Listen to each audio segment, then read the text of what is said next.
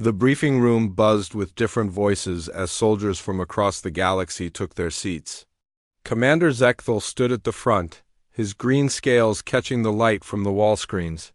His yellow eyes swept over the mixed group of warriors before him. Lieutenant Jake Collins sat in the back row, quiet as always. The human kept his hands folded and his face blank. Next to him, Sergeant Vrex clicked his mandibles together in what passed for laughter among his insect-like people. The Chithuri's forearms gestured wildly as he told another joke to anyone who would listen. "So the human says to the vampire," Vrex chittered, his voice high and sharp, "please do not suck my blood." And the vampire says, "But that is what I do." So the human pulls out a wooden stick and pokes the vampire with it, and the vampire dies. Vrex's compound eyes glittered with humor. "Can you believe humans actually thought this would work?" Corporal Neela made a sound like water bubbling through rocks. Her blue skin shimmered as she laughed. "My favorite human story is about the werewolf. A person who turns into an animal when the moon is full. How did they think this was real? Animals cannot change into other animals."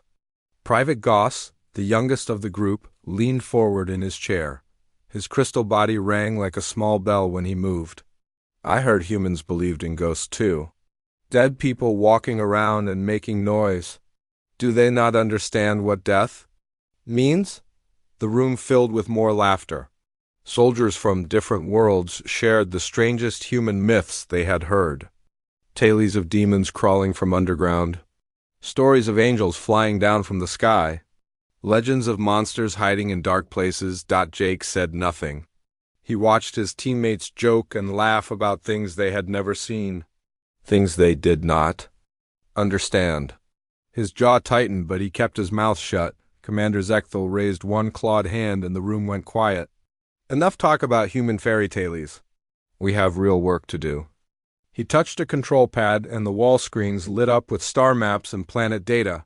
"Our mission takes us to the Outer Rim, a human colony world called Haven Point. The settlers abandoned it 3 months ago. Command wants to know why." The commander's forked tongue flicked out as he spoke. "Initial scans show no signs of war, no weapon damage, no bodies. The humans just packed up and left." Vrex raised one of his forearms. "Permission to speak, sir?" "Go ahead, Sergeant." "Maybe they got scared of their own shadow stories again. Humans are always running from things that do not exist." More laughter filled the room. Even some of the other alien soldiers who had stayed quiet before joined in. Everyone thought human. Fears were funny. Zekthal brought up new data on the screens. "Here is what makes this interesting. Our long-range sensors are picking up energy readings from the planet.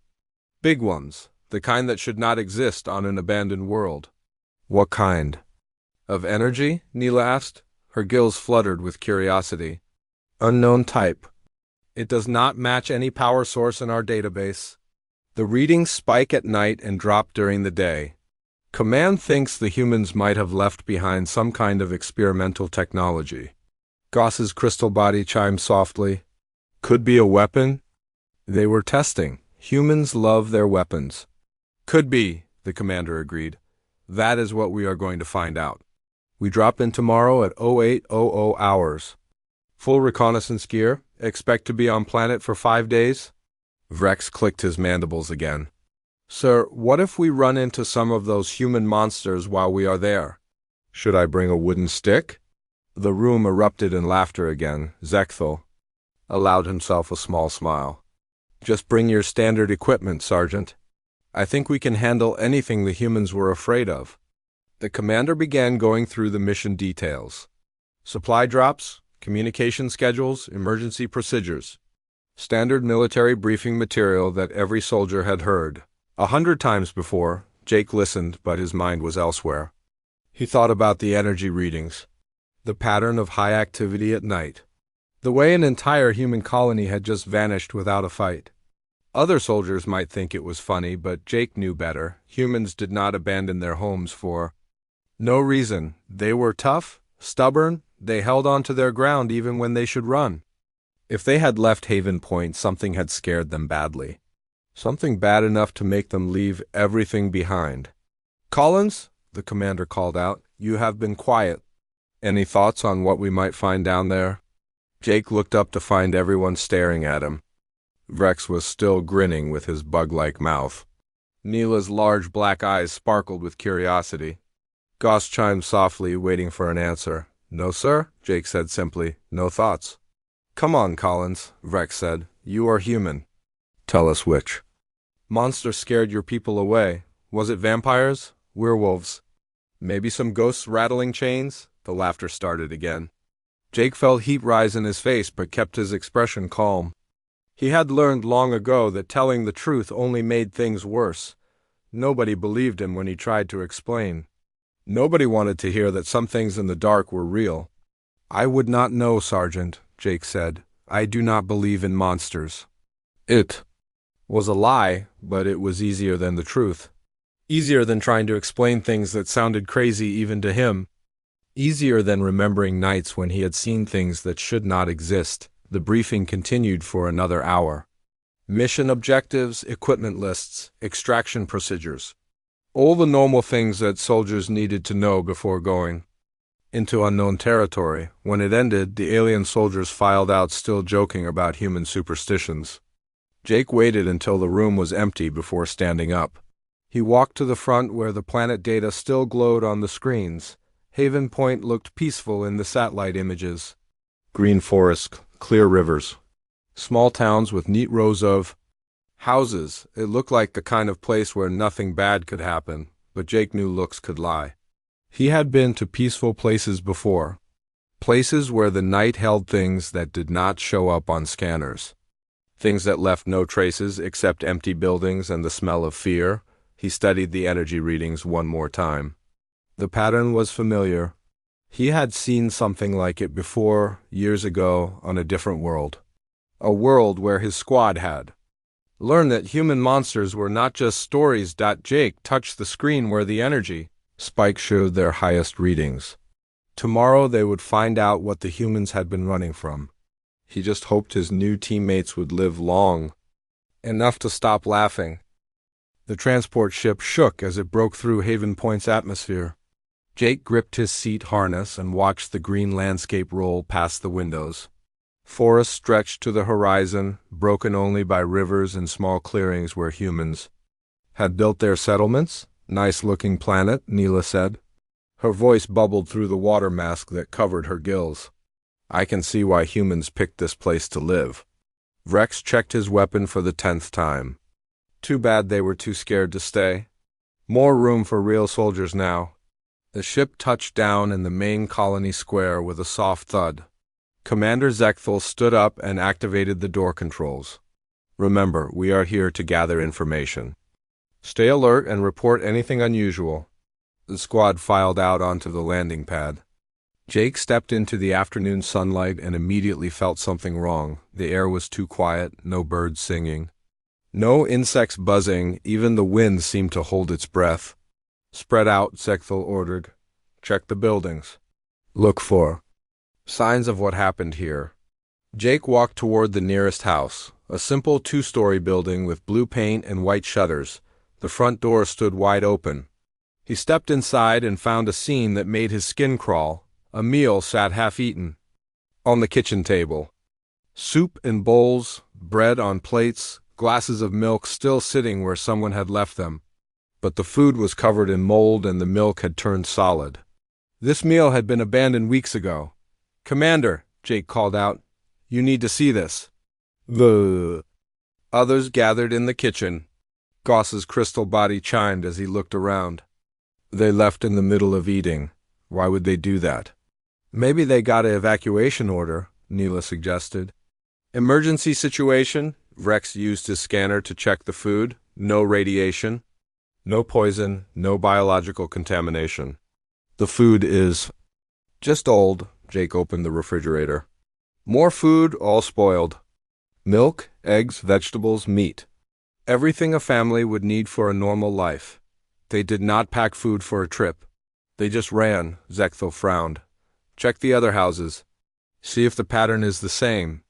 They moved through the colony like ghosts, walking through a graveyard. Every house told the same story. Doors left open, food abandoned, clothes still in closets, toys scattered on bedroom floors. The humans had taken nothing when they left. "This is strange," Nyla said as they regrouped. "In the town square, even in an emergency, people take something. Pictures, jewelry, important papers. These humans took nothing." Jake knelt down and examined the ground. "Look at these footprints." The dirt around the square was full of footprints, but they all pointed in the same direction. Away from the town center, away from the houses, away from everything the humans had built. "They were running," Jake said quietly. "All of them. At the same time." Rex clicked his mandibles. "Running from what?" "There are no signs of attack. No weapon damage. No explosion marks." Jake stood up and looked at the buildings around them. That was when he saw them. Long scratches in the metal walls of the general store, deep gouges that looked like claw marks. "But they were too big for any animal he knew, Commander," Jake said. "Over here," the squad gathered around the damaged wall. Zekthal ran his scaled finger along one of the scratches. "These are deep. Whatever made them was strong." Goss pulled out his scanner and ran it over the marks. "The metal is torn, not cut." "Something with claws did this. Big claws. How big?" Neela asked. Goss measured the spacing between the marks. "Based on these gouges, I would say the claws were about 6 inches long. Maybe longer." Rex checked his database. "No known species on this planet has claws that size. The biggest predator in the records is something called a bear, but their claws are much smaller." Jake studied the scratch marks more carefully. They were not random. They formed a pattern, like something had been trying to dig through the wall. "These marks go all the way around the building." They walked around the general store and found more scratches. The marks covered every wall, some of them reaching up to the second-floor windows. Whatever had made them was not just big. It could climb. There, Neela pointed to a security camera mounted on a light pole. Maybe it recorded what happened. Goss plugged his scanner into the camera system and downloaded the files. "Got it. 3 months of recordings." They set up a portable viewer in the town hall and started watching the security footage. The early recordings showed normal colony life. Humans walking to work, children playing in the streets, families having dinner together. But as they fast-forwarded through the weeks, the recordings showed changes. Fewer people on the streets during the day. More lights on at night, windows and doors being locked and barred. "Look at this," Goss said, pointing to the screen. 2 weeks before the evacuation. See how they are all carrying something. Jake looked closer. The humans in the recordings were carrying weapons. Not the energy rifles that Galactic soldiers used, but primitive human weapons, bullets and knives and clubs. "And look at their doors," Nyla added. "They put metal bars on the outside." Why would they lock themselves in? The footage jumped to the night before the evacuation. The camera showed empty streets until about midnight. Then shadows began moving between the buildings. Dark shapes that did not show up clearly on the recording. "Enhance that section," Zekthal ordered. Goss tried to clean up the image, but the shadows remained unclear. They moved wrong, too fast for the camera to follow. Sometimes they looked like people. Sometimes they looked like animals. Sometimes they looked like nothing that should exist. The final recording showed the evacuation itself. Hundreds of humans streaming out of their houses at dawn, all running in the same direction. Men, women, children, old people, everyone moving. As fast as they could, their faces showed pure terror. "They saw something," Jake said quietly. "Something that scared them enough to leave everything behind." Rex studied the last few frames of the recording. But what? The shadows could be anything. Maybe they just panicked over nothing. Jake walked to the window and looked out at the empty streets. The sun was getting lower in the sky. In a few hours it would be dark. "We should set up camp inside one of the buildings, lock the doors." "Why?" Goss asked. "There is nothing here but empty houses." Jake turned away from the window.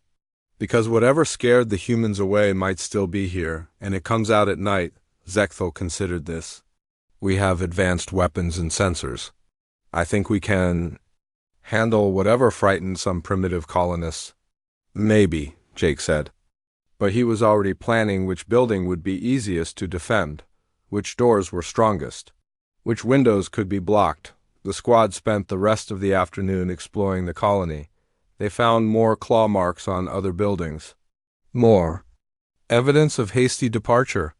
More signs that something had terrorized the human settlers, but they found no bodies. No bones, no blood. Whatever had happened here, the humans had escaped with their lives. They had just lost their home. As the sun set behind the mountains, Jake gathered extra ammunition and checked his weapon. The others were setting up sleeping bags in the town hall, joking about human cowardice and making plans for tomorrow. Jake did not join their conversations. He positioned himself near a window where he could watch the street. He had seen enough empty colonies to know that darkness brought answers, and sometimes those answers had claws. The first howl came at midnight. Jake sat by the window of the town hall, watching the empty street through his night vision scope. The sound rolled across the colony like thunder, long and deep and wrong. It did not sound like any animal he knew. What was that? Goss whispered from his sleeping bag. His crystal body glowed faintly in the darkness. Wind, Rex said without opening his eyes. Just whine through the trees. But Jake knew better. He had heard sounds like that before on worlds where the night held things that should not exist. He clicked his radio to the command frequency. All units, stay alert. Something is moving out there. Another howl answered the first, this one closer, then another. Soon the night was full of calls and responses, like a pack of hunters talking to each other. Neela sat up in her sleeping bag. That does not sound like wind. Commander Zekthal activated his scanner and swept it across the area outside. I am picking up movement. Large life forms, maybe half a mile out, they are circling the colony. How large? Jake asked. Zekthal frowned at his readings. The scanner says they are about human size, but the energy signatures are wrong. They are showing up as cold-blooded and warm-blooded at the same time. That should not be possible. Jake checked his weapon and moved to a different window. We need to find better shelter. Something with thick walls and fewer entrances. Why? Vrex demanded. We have superior weapons and technology. Whatever is out there cannot be worse than what we have faced in real battles. A shadow moved past the window where Jake had been sitting. Something large and fast that walked on two legs but moved like an animal. Jake caught just a glimpse before it disappeared between the buildings. Because those things know we are here, Jake said. And they are not afraid of our technology? The squad spent an uneasy night listening to howls and watching shadows move through the colony. Nothing approached the town hall directly, but Jake counted at least 6 different creatures circling their position. When dawn came, the sounds stopped and the shadows vanished. See? Vrex said as they packed their gear. Nothing happened. The humans probably heard the same noises and ran away like cowards. Jake said nothing, but he noticed that Vrex's hands shook slightly as he cleaned his weapon. Commander Zekthal studied his energy readings from the night before. The signature spikes are stronger now. Whatever is causing them, our presence seems to be making it more active. Maybe we should follow the energy trail, Nyla suggested. Find the source. They left the colony and headed into the forest, following Zekthal's scanner toward the strongest energy readings. The trees grew thick and tall, blocking most of the sunlight. Jake noticed that no birds sang in these woods. No insects buzzed. Even the leaves seemed to hang too still. After 2 hours of hiking, they found the survivor camp. It was hidden in a clearing surrounded by thick brush. 3 makeshift shelters built from scrap metal and fallen logs, a small fire pit in the center, and signs that people had been living here recently. Hello, the camp? Zekthal called out. Anyone there? An old human emerged from the largest shelter. He was thin and dirty, with wild gray hair and eyes that had seen too much. He carried an ancient projectile rifle and kept it pointed at the ground, but ready. You military? The old man asked. Galactic Coalition forces, Zechthel replied. I am Commander Zechthel. We are investigating what happened to the colony. The old man relaxed slightly. Name is Pete Murphy. Been living out here since the evacuation. Figured someone would come asking questions eventually. Vrex looked around the primitive camp and clicked his mandibles in disgust. Why did you not leave with the others? This is no place for civilians. Pete laughed, but there was no humor in it. Someone had to stay and watch. Make sure the old things did not follow the others when they ran. Old things? Neela asked. Pete gestured for them to sit around the fire pit. You want to know what scared a whole colony of humans? I will tell you, but you probably will not believe me. Jake sat down across from Pete and studied the old man's equipment. Along with the rifle, Pete had boxes of ammunition that looked handmade. The bullets were not normal metal. They had a silver shine that caught the light. Try us, Jake said quietly. Pete looked at each of them in turn. 3 months ago, the mining crew found something in the deep caves, old ruins. Older than anything humans built. Older than anything anyone built, far as we could tell. Ruins are not dangerous, Goss said. These were, Pete replied. Soon as they cracked open the main chamber, things started happening. People having nightmares. Animals running away from the forest. And then people started disappearing. Vrex scanned Pete with his medical sensors. You appear to be in good health. No signs of mental illness or drug use, but your story makes no sense. Pete reached into his shelter and pulled out a wooden box. Inside were more silver bullets and something else. Wooden stakes, sharpened to deadly points. You think I'm crazy? Look at these. Pete held up one of the stakes. Carved from oak trees that grew in cemetery soil. Blessed by 3 different priests. You know why? The alien soldiers stared at the primitive weapons. Neela reached out to touch one of the stakes. These are from human mythology. Weapons for fighting vampires, not mythology, Pete said firmly. The things that came out of those ruins, silver bullets slow them down. Wooden stakes through the heart stop them, just like in the old stories. Vrex stood up abruptly. This is ridiculous. You are telling us that fictional monsters are real? Sit down, Sergeant, Jake said quietly. Something in his tone made Vrex pause. Pete looked at Jake with new interest. You have seen them before, have you not? The old things that hunt in the dark? Jake did not answer directly. Tell us about the night the colony evacuated. They came in force that night. Dozens of them. Moving through the streets like they owned the place. People tried to fight back with regular weapons, but bullets just bounced off. That is when I broke out the silver ammunition. Pete opened another box and showed them more weapons, crosses made from blessed metal, bottles of water with religious symbols carved into the glass, mirrors polished to perfect shine. Holy water burns them. Mirrors confuse them. Religious symbols make them hesitate. All the old protections work, just like the stories said they would. Goss's crystal body chimed nervously. You are saying that human religious practices actually have power against these things? Yes. Pete packed his weapons back into the boxes. The colony leaders finally believed me when regular weapons failed. They ordered the evacuation at dawn and took everyone to the spaceport. But you stayed, Jake observed. Someone had to keep watch. Make sure the things did not spread beyond this forest. Pete looked directly at Jake. You know what I mean? You have been a watcher too. Jake felt the weight of his teammates' stares. Vrex's compound eyes glittered with suspicion. Neela's gills fluttered with confusion. Goss chimed softly, waiting for an explanation. The energy readings? Jake said. Finally, they spike at night because that is when these things are most active. You believe this nonsense?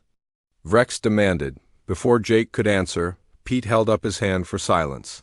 Listen, the forest had gone completely quiet. Not even the wind moved through the leaves. Pete grabbed his rifle and loaded it with silver bullets. They know you are. Here now, Pete whispered, and they are hungry. A branch snapped somewhere in the darkness between the trees. Then another. Heavy footsteps circled their camp. Just outside the range of vision, Goss started to glow brighter, his crystal body responding to stress. My sensors are picking up multiple contacts, but the readings are impossible. They register as both alive and dead. Welcome to my world, son, Pete said grimly. He tossed Jake a box of silver bullets. Hope you are a good shot. Jake caught the box and looked at his squad. Vrex had his weapon ready, but his hands were shaking. Neela was trying to understand. Readings that made no sense? Goss was glowing like a beacon in the growing darkness. The footsteps stopped. The forest held its breath, then something howled in the distance, and the night began to hunt. Dawn came slowly through the thick trees. Jake had not slept. He sat with his back against a log, watching the shadows between the branches. His hands held one of Pete's silver bullets, turning it over and over in his fingers. The howling had stopped an hour before sunrise, but Jake knew the creatures were still out there. Waiting, watching. Gus, Commander Zekthal called softly. Report. The young crystalline soldier had been on watch at the edge of camp, but when they looked toward his position, they found only empty space. Goss? Nyla whispered. A moan came from the darkness beyond the trees. Weak and frightened. Human-like, but not quite right. Pete grabbed his rifle and silver bullets. That is not Goss anymore. What do you mean? Vrex demanded, his mandibles clicking with stress. They do not always kill right away, Pete explained grimly. Sometimes they change you first. Make you into something like them. Jake stood up and loaded his weapon with regular ammunition. We find Goss now. They moved through the forest in a tight group, following the sound of moaning. Jake noticed that Pete walked differently here, placing each step carefully and avoiding certain areas. The old man knew this forest and its dangers. They found Goss 20 minutes later, sitting against a tree trunk 50 yards from camp. He was alive but changed. His crystal body flickered between bright and dark like a light with a broken switch. Help me, Goss whispered when he saw them. Something is wrong with me. I can see things that are not there. Hear voices in my head. Vrex scanned Goss with his medical sensors. His energy patterns are completely different. Something has infected him. Not infected, Pete corrected. Marked. They put a piece of themselves inside him. He belongs to them now. Jake knelt down next to Goss but did not touch him. What happened?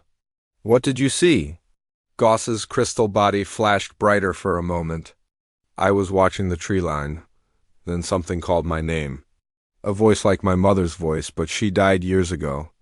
I followed the voice and what? I saw her. Standing in the moonlight. She looked exactly like I remembered. She asked me to come closer. Goss shuddered, his crystal form ringing like a broken bell. When I reached out to touch her, she smiled. But her teeth were too sharp. Too long. Nyla's gills fluttered rapidly. Goss, your mother has been dead for 5 years. You told us that yourself. I know, Goss whispered. But it was her. It was really her. Until it was not. Pete checked his silver bullets and looked around nervously. We need to move. They will come for him soon, and we do not want to be here when they do. We are not leaving Goss, Zekthal said firmly. Then we carry him, but we leave now. Jake helped Goss to his feet. The young soldier felt cold, even through his crystal skin. Can you walk? I think so, but the voices are getting louder. They want me to go back to the dark place. They moved deeper into the forest, following Pete toward what he called the source. The trees grew older and larger as they walked. Some of them had bark that looked almost black, and their branches twisted in unnatural shapes. There, Pete pointed ahead. The ruins. Through the trees, Jake could see broken stone walls covered in vines. Ancient columns that had fallen centuries ago. And in the center of the ruins, a hole in the ground that seemed to swallow light. The mining crew broke through here, Pete explained. This chamber was sealed with symbols and warnings in languages nobody could read. But humans never were good at leaving things alone. Vrex approached the ruins with his scanner running. I am reading massive energy signatures from underground. The levels are off the charts. Jake studied the warning symbols carved into the stones around the entrance. They were old, older than human civilization. but some of them looked familiar. Pete, do you have records of what the miners found down there? Pete led them to a small building that had been the mining office. Inside, they found computers and research equipment that the evacuation had left behind. The power was still on. The miners kept detailed logs, Pete said, activating a computer terminal, right up until the end. The screen showed file after file of research data, photos of the dig site, measurements of the chamber below, and video recordings of what they had found. Jake opened the first video file. It showed the mining crew breaking through the final barrier into the underground chamber. The camera shook as bright lights revealed a vast space carved from solid rock. "Look at the walls," Neela breathed. The chamber walls were covered in symbols and pictures. Not random decorations, but organized like a story or warning. Jake recognized some of the images. Creatures with long teeth and glowing eyes, humans running in terror, battles between light and darkness. "It is a record," Jake said quietly. "Someone was trying to warn future generations." The video continued, showing the miners exploring deeper into the chamber. They found more rooms, more symbols, and finally a series of stone coffins arranged in a circle. "They should have stopped there," Pete muttered. But the miners had not stopped. The video showed them opening the first coffin. Inside was something that looked human but was not. Pale skin stretched over sharp bones, long fingernails like claws, and when they opened its eyes, they glowed red in the camera light. By the time they realized what they had done, it was too late, Pete said. The things started waking up, one by one. Old vampires that had been sleeping for thousands of years. Vrex stared at the screen. "That is impossible. Vampires are fictional creatures from human stories." "No," Jake said firmly. "Human stories were warnings. Records of things our ancestors fought and barely survived." He opened another file, this one containing research notes from Dr. Lisa Carter, the lead scientist on the dig. Her early reports were excited and professional, but as the weeks passed, her tone changed. Day 15, 3 more workers have gone missing. Security cameras show them walking into the forest, but they never return. I am recommending we seal the chamber and evacuate. Day 18, the evacuation request was denied. Company wants more research data before they abandon a profitable mining operation. Day 21, Father Miguel Santos arrived today. The workers requested a priest. I thought it was superstition, but now I am not so sure. The things in the chamber are definitely not human. Day 25, Father Santos has blessed our ammunition with silver and holy water. I laughed at him yesterday. Today his blessed bullet saved my life. Jake scrolled through more entries. The final entry was dated just 3 days before the evacuation. Day 32, we cannot contain them anymore. There are too many, and they are learning to hunt in groups. Father Santos says these are ancient vampires, from before humans learned to fight them properly. The old protections work, but we do not have enough blessed weapons for everyone. God help us all. Goss made a sound like breaking glass. The voices are getting stronger. They want me to go back to the chamber. They say my friends are waiting for me there. Jake looked at his teammates. Vrex was staring at the computer screen, his certainty cracking. Neela's gills were fluttering rapidly with fear. Commander Zekthal was studying the research data with growing understanding. "We should leave," Jake said quietly. "Pack up and get off this planet before nightfall." "Why?" Zekthal asked, though his voice suggested he already knew the answer. Jake gestured at the research files. "Because Dr. Carter was right. These are ancient vampires, older than human civilization, stronger than the ones our ancestors fought. And now they are awake and hungry," Pete nodded grimly. "The mining company woke up something that was supposed to stay buried. Something our ancestors died to put to sleep?" Vrex's scanner began beeping rapidly. "Commander, I am reading multiple contacts approaching our position, large ones, moving fast." Through the office windows, Jake could see the sun getting lower in the sky. In a few hours it would be dark, and when darkness came, the ancient things would hunt again. How many? Zekthal asked. Vrex checked his readings. At least 20, maybe more. "They are surrounding the ruins." Jake loaded his weapon with silver bullets and looked at his squad. Anyone who wants to live through the night better start believing in monsters. The hunt was about to begin. The sun touched the horizon as Commander Zekthal made his decision. We hold position here until dawn. This building has thick walls and limited entrances. Jake checked the windows and doors of the mining office. We need to block these openings. Leave only one way in and out. Why? Vrex asked, though his voice carried less certainty than before. Our energy weapons should be effective against any biological threat. Jake looked at his teammate for a long moment. Sergeant, have you ever fought something that your scanner said was impossible? No, because impossible things do not exist. They do, Jake said simply. I have seen them. Pete was already moving furniture to block the windows. Help me with this desk, and someone find anything made of silver. Jewelry, coins, whatever you have. Neela pulled a silver chain from around her neck. This was a gift from my mother. Will it help? Maybe. Silver disrupts their energy somehow. Makes it harder for them to heal from wounds. Goss sat in the corner, his crystal body flickering like a broken light. The voices are clearer now. They are saying names. Human names. People who disappeared from the colony. Jake knelt down next to the young soldier. Goss, I need you to fight those voices. Can you do that? I am trying. But they are so loud. And they sound like people I know? Commander Zekthal activated his communicator. Base, this is Alpha Team. We have encountered an unknown hostile situation and request immediate extraction. Static came through the speaker, then nothing.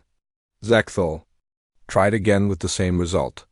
They are jamming our signals somehow, he reported. Pete laughed bitterly. Not jamming. The things down in that chamber, they are older than your technology. Older than most technology. They learned to hunt when humans still lived in caves. Vrex was studying the research data on the computer. These reports mentioned that regular ammunition was ineffective. But energy weapons operate on completely different principles. Try it, Jake said, but have backup ready. As if summoned by their conversation, a shadow moved past one of the blocked windows, then another. Soon they could hear footsteps circling the building, soft and careful. Contact, Neela whispered, checking her weapon. Something knocked on the front door. 3 slow, deliberate knocks. Hello? Called a voice from outside, a woman's voice, scared and desperate. Please help me. I have been hiding in the forest for days. I saw your lights. Pete raised his rifle. Do not answer. Do not even listen. But she sounds human, Goss said.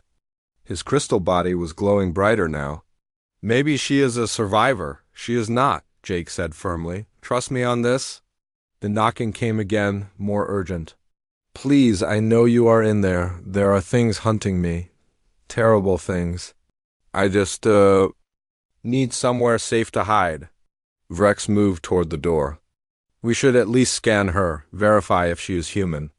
No, Jake grabbed Vrex's arm. Do not open that door. Why not? You keep giving orders like you know something we do not. Jake released Vrex's arm and stepped back. Around him, his teammates waited for an explanation. Even Pete was watching him with curious eyes. Because I have been here before, Jake said quietly. Not this planet, but places like it, situations like this. What do you mean? Commander Zekthal asked as Jake sat down, heavily in a chair. 5 years ago, I was part of a human military unit called Paranormal Response Team 7. We investigated situations that normal units could not handle. The knocking stopped. The building fell silent, except for the sound of Jake's voice. Our job was to deal with things that should not exist. Things that human colonies sometimes found in deep caves or ancient ruins. Things that most people called myths. Vrex clicked his mandibles nervously. You are saying you fought fictional monsters? They were not fictional. We lost 12 good soldiers learning that lesson. Jake looked at each of his teammates. The first time we encountered real vampires, half my squad died in the first 5 minutes. Regular bullets did nothing. Energy weapons barely slowed them down. But that is impossible, Mila protested. Energy weapons can cut through steel. These things are not made of steel. They are made of something older, something that follows. Different rules. Jake pulled out a small metal cross that hung on a chain around his neck. This saved my life that night. A piece of blessed silver that my grandmother gave me. Pete looked at the cross with approval. Good, you learned the old ways. I had to. It was the only way to survive. Jake tucked the cross back under his shirt. We spent 3 months on that planet learning to fight things that science said could not exist. Silver bullets, holy water. Wooden stakes through the heart, all of it worked. A new voice called from outside, this one belonging to a child. Mommy, are you in there? I am scared. The monsters took Daddy away. Goss started to stand up. That is just a child. Jake pushed him back down. No, it is not. Listen to the voice carefully. They all focused on the sound. At first it seemed like a normal frightened child. But as they listened, they could hear something wrong underneath. The voice was too perfect. Too practiced, like someone reading lines from a script. It is mimicking human speech, Jake explained. They can copy voices of people they have taken, use them to lure others into traps. The child's voice changed, becoming older. Then it changed again, becoming the woman from before. Then it changed to a man's voice, deep and angry. Let us in, the man's voice demanded. We know you are hiding from us. We can smell your fear. Vrex raised his energy rifle. I'm going to test my theory about energy weapons. Wait, Jake said. Let me tell you what happened to my squad first. Maybe it will change your mind. He looked out through a gap in the blocked window. Dark shapes moved between the trees, too many to count. We were investigating disappearances on a mining colony, just like this one. My commanding officer thought our advanced weapons would be enough. Jake paused, remembering. The first vampire we encountered looked like a young woman. Beautiful, helpless, she asked for help just like the voice outside. When my lieutenant opened the door, she moved faster than anything human, faster than our scanners could track. What happened? Nyla asked softly. She tore through 3 soldiers before anyone could react. Bullets bounced off her skin, energy blasts barely left marks. She picked up a grown man and threw him 20 feet through a stone wall. Jake checked his silver bullets again. The only thing that stopped her was Sergeant Martinez. He had brought his grandfather's hunting rifle and silver bullets. One shot through the heart dropped her instantly. 1 bullet? Vrex asked. 1 bullet. But it had to be silver and it had to hit. The heart or head, anywhere else just made her angry. The voices outside had stopped calling. Now they could hear scratching sounds like claws on wood and metal. The creatures were testing the barriers, looking for weak points. How many vampires were on that planet? Commander Zekthal asked. 17, ancient ones like these. We killed them all, but it cost us 12 soldiers and 6 months of fighting. Jake stood up and moved to the window. And those were just newly awakened vampires. These have been awake for months. They have had time to feed and grow stronger. A claw punched through the wood covering one window, then another. The barriers were not going to hold much longer. I saw it, Jake said, loading his weapon with silver bullets. I saw what happens when people do not believe in monsters. I saw good soldiers die because they trusted in technology instead of wisdom. He looked at his teammates one last time. The humans who lived here knew the old ways. They had the right weapons and the right protections. But there were too many vampires and not enough humans. The scratching sounds grew louder, more urgent. So what do we do? Goss asked, his crystal body now blazing with light. Jake smiled grimly. We remember that human myths were not stories. They were survival manuals.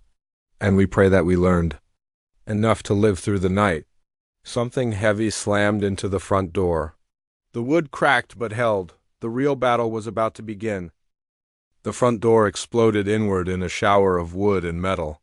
Through the opening came something that had once been human but was no longer. Pale skin stretched over sharp bones. Eyes that glowed red in the darkness. Teeth like daggers in a mouth. That smiled with hunger. Vrex fired his energy rifle. The blue beam hit the creature's center mass and knocked it backward 3 steps. Smoking holes appeared in its chest. Then the holes began to close, skin growing back like water filling a cup. "Impossible," Vrex whispered. The vampire looked down at its healing chest and laughed. "Your toys cannot hurt us, insect. We are older than your weapons, older than your worlds." Pete's rifle boomed. The silver bullet took the vampire in the shoulder and spun it around. Black blood sprayed the walls, and the creature screamed in pain and rage. "Silver works," Pete shouted. "Aim for the heart or head?" More vampires poured through the broken door. Jake counted 6, then 8, then stopped counting, and started shooting. His first silver bullet caught a vampire in the throat. It dropped but did not die, clawing at the wound while black blood pooled around it. "Neela, the holy water," Jake called out. Nyla threw one of Pete's blessed bottles. It shattered against a vampire's face, and the creature shrieked as its skin began to smoke and burn. It fell to its knees, clawing at its ruined features. "How is this possible?" Vrex demanded, still firing his energy weapon with little effect. "Water cannot burn living tissue." "They are not living," Jake replied, switching to his backup silver ammunition. "Not anymore." Commander Zekthul had grabbed one of Pete's wooden stakes. When a vampire lunged at him, he drove the sharpened wood deep into its chest. The creature stopped moving instantly, its red eyes going dark. "The heart," Zekthul said with surprise. It actually worked. Goss was glowing brighter than Jake had ever seen him. The vampires seemed to avoid the young soldier, shielding their eyes from his light. "They do not like my glow," Goss called. "Out. You are channeling something they fear," Pete said, reloading his rifle. "Keep it up." The battle raged through the small office. Jake moved like he had been trained, using every lesson learned from his previous encounter with these creatures. Silver bullets for killing shots, holy water to blind and burn, wooden stakes. When he could get close enough, but there were too many vampires and too few defenders, a vampire grabbed Vrex from behind, lifting the insectoid soldier off his feet. Its fangs extended toward Vrex's neck. Jake put a silver bullet through its head, and it dropped Vrex like a broken toy. "Thank you," Vrex gasped. "My energy weapon, it barely slows them down." "Technology is not always the answer," Jake said, helping Vrex to his feet. "Sometimes the old ways work better." Nayla was cornered by 2 vampires near the computer terminal. She had run out of holy water and was swinging a chair to keep them back. Commander Zekthul threw her a wooden stake, and she caught it smoothly. "Aim for the heart," he shouted. Neela ducked under a vampire's claws and drove the stake upward into its chest. The creature crumbled to dust, leaving only old bones and rotted cloth. "They are really dead now," she said with wonder. "They were always dead," Pete corrected, shooting another vampire with silver bullets. "We just made them accept it." The remaining vampires pulled back, forming a circle around the defenders. Their red eyes glowed with ancient intelligence and growing anger. "You fight well for cattle," one of them said. Its voice was old and cold, like wind through a cemetery. "But you cannot win. We are eternal. We have fed on 1,000 worlds and destroyed 1,000,000 civilizations." Jake stepped forward, his silver cross hanging outside his shirt. "Maybe, but humans learned to fight you once before, and we will keep learning." The vampire looked at Jake's cross and hissed, "We remember your kind, human. Your ancestors drove us from Earth long ago, forced us to sleep in the cold darkness between stars." "Good," Jake replied. "That means you know what we are capable of. Your ancestors had armies, you have 5 soldiers and an old man." The vampire smiled, showing fangs stained with old blood. "We will feed well tonight." Goss suddenly blazed even brighter. His crystal body became like a small sun, filling the room with pure white light. The vampires screamed and covered their faces, stumbling backward.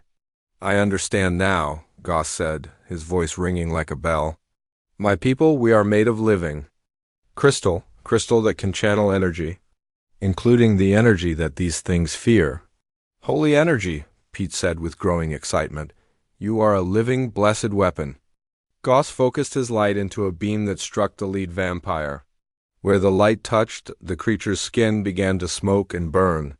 It fled toward the broken door, followed by its remaining companions. "They are retreating," Rex observed. "4. Now," Jake agreed, "but they will be back. And next time they will bring more." Pete was already packing his weapons. "We need to reach the underground chamber. End this at the source." "The chamber where they were sleeping?" Nyla asked. "Where some of them are still sleeping," Pete corrected. "The miners only opened one section. There are dozens more vampires down there waiting to wake up." Commander Zekthal checked his equipment. "How do we fight dozens of these creatures?" Jake looked at his teammates. Rex was loading his weapon with silver bullets that Pete had given him. Neela was filling bottles with holy water. Goss was practicing focusing his light into concentrated beams. They were learning. "We use everything we have learned tonight," Jake said. "Alien technology combined with human wisdom. Your sensors and, scanners to track them. Our silver and holy water to hurt them. Goss's light to drive them back. And if that is not enough?" Zekthal asked. Jake picked up one of Pete's wooden stakes and tested its point. "Then we do what humans have always done when facing impossible odds. We improvise." They gathered their weapons and prepared to leave the ruined office. Outside, the night was full of movement. Red eyes glowed between the trees. Shapes flitted from shadow to shadow. The vampires were regrouping, calling to their sleeping brothers below ground. "There is something else," Pete said as they prepared to move out. "The research files mention that these vampires are ancient, older than human civilization. They remember when other species ruled the galaxy." "What does that mean?" Vrex asked. Jake understood first. "It means they have fought aliens before. Your weapons, your technology, they have seen it all and learned to counter it."